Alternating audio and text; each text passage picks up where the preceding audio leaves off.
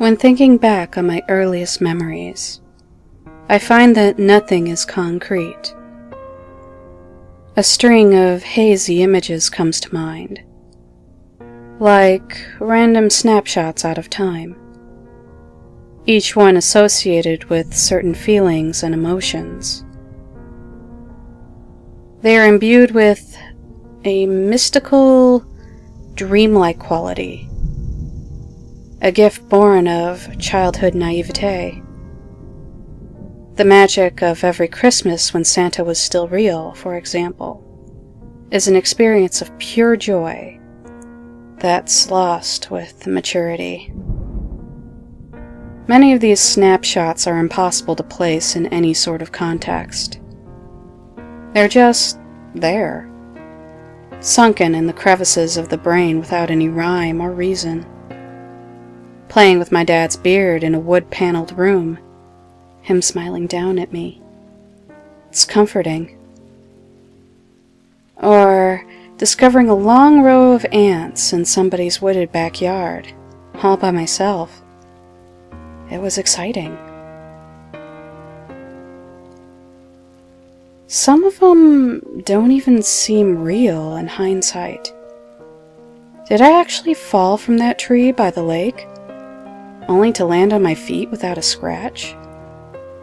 Or was it really a dream?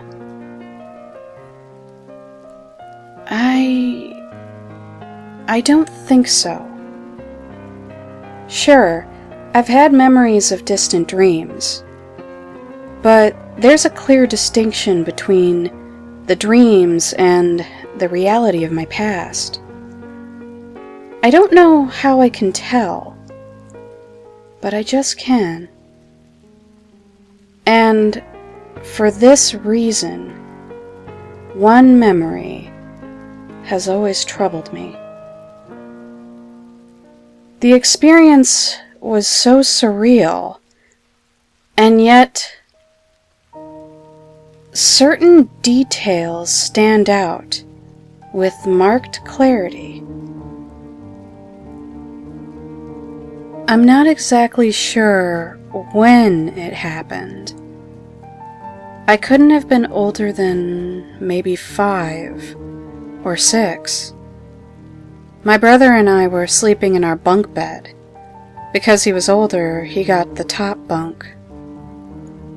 I had just woken up, but it was still nighttime.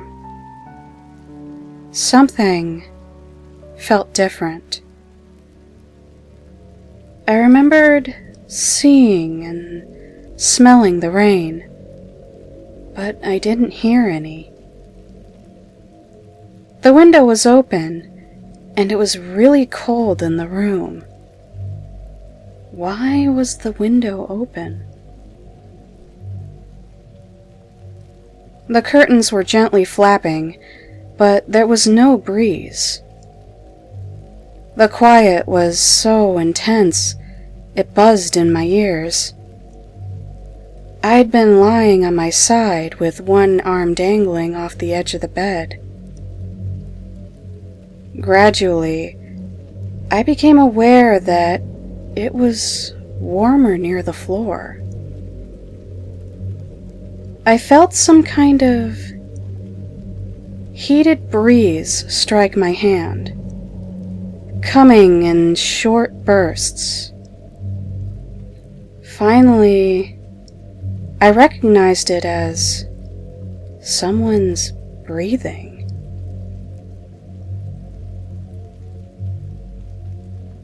Then, the woman slid out from under my bed. The nightlight showed that she had long, blondish hair and wore a white nightgown. And in the dimness, I thought it was my mother.